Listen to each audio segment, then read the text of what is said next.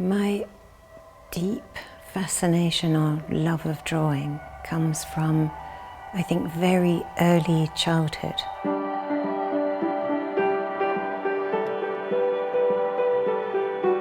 Just the simplicity of being able to make things up for yourself, make marks, and then just build a kind of set of ideas that you can watch happen almost.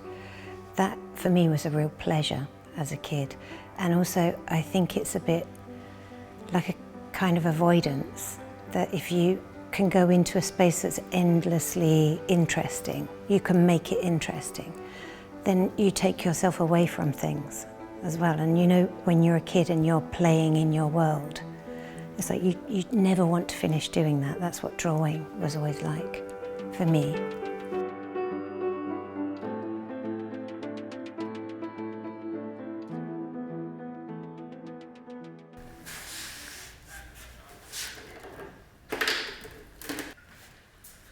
It's a really complicated question whether it's a world that you have access to or whether it's something within you. Because it could be that in some way we all share consciousness. So in that respect, you are tuning into something that we could all tune into. But the important thing about drawing as a child is that you're not usually looking at something else to make the drawing. And in that sense, it comes from you. And you're not usually too worried about how realistic it looks or whether it's in proportion or any of those things that you learn as you get older. And that kind of directness is the thing that for me has a lot of energy. And that's why it's important. It has a lot of movement. And therefore it can carry ideas really well for me. I think we could try it just slightly blue, just to see, you know, I said to you that I think it's like a cerulean or something, but it's on the image, some bits of it are a bit blue. Exactly. And it would be good to see what it's like. Yep. Just a touch of blue in it and a little bit stronger. Yeah.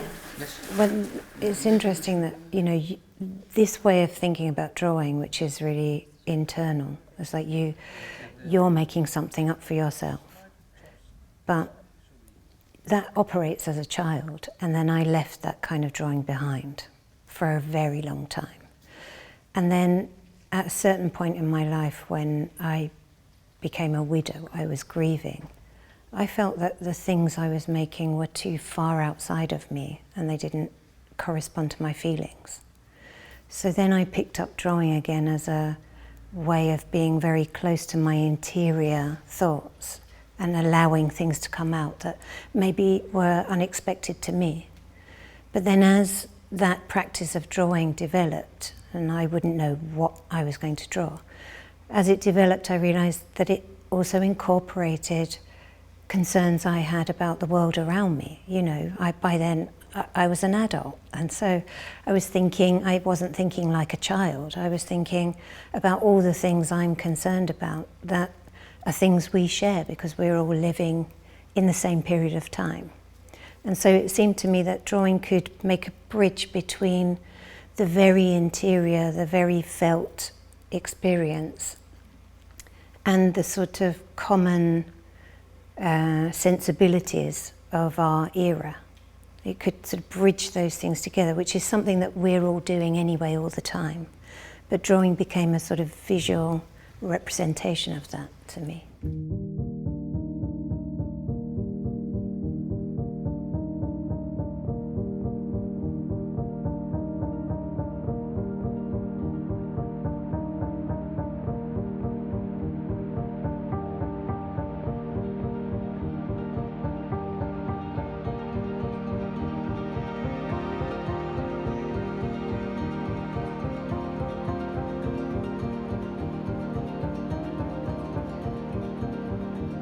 I think it's, for me, the role of drawing is to occupy an unexpected space. It isn't a given, there isn't a rule about what it should look like.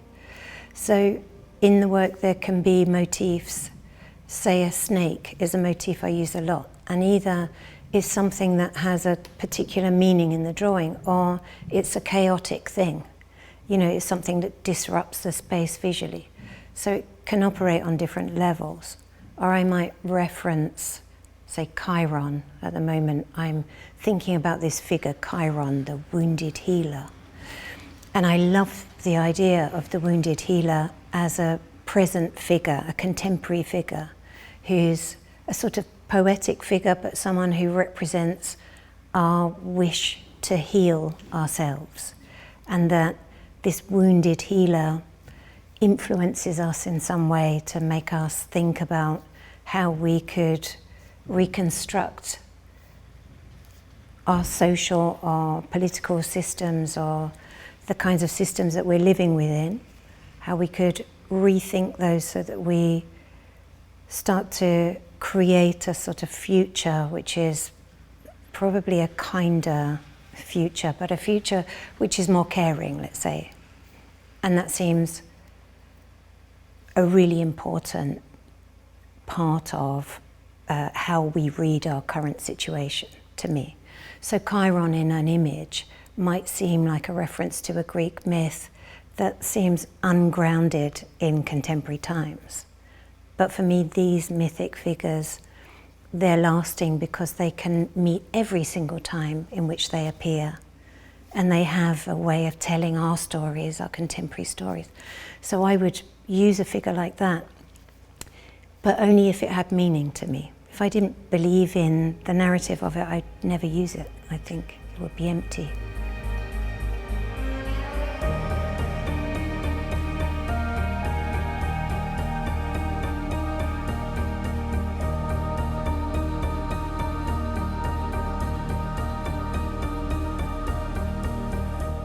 Using a process like lithography means that you have to apply yourself to a very particular process, and that has quite distinct rules, if you like, that tell you you could operate like this. You should consider these things, that they're not the kinds of things you're always considering when you're drawing on your own, and you're also working with other people. So you have to be able to articulate something about what you're making while you're making it, which usually you don't. I just make what I'm making. But the technique of lithography is something that you have to be able to understand in order to plan the image.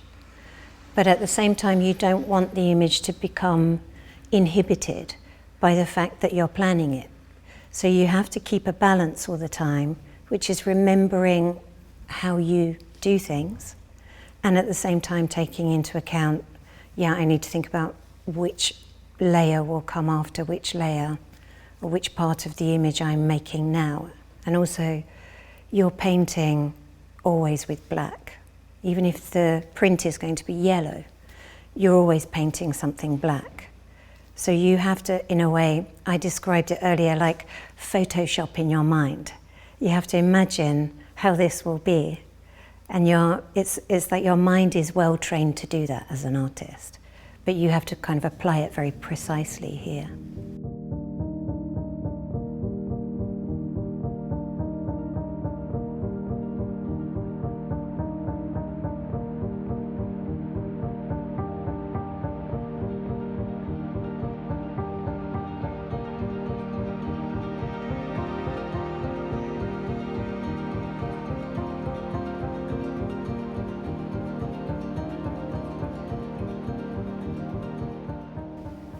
I think drawing is a space which is quite different than a very direct mode of, say, speaking. Or, there are texts in my works, in my drawings.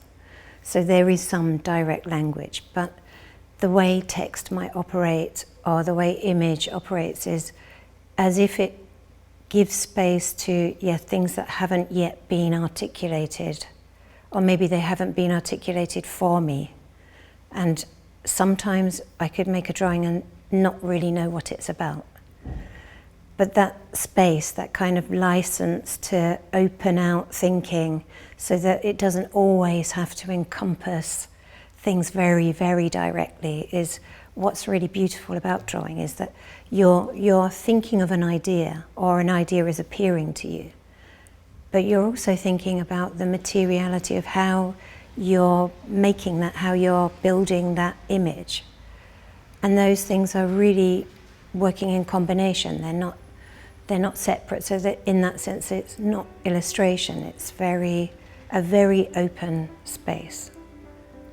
And that feels to me like a space which is really about your own. That's where your own voice is, and that's why it's always the sort of cornerstone for me in my work, I think.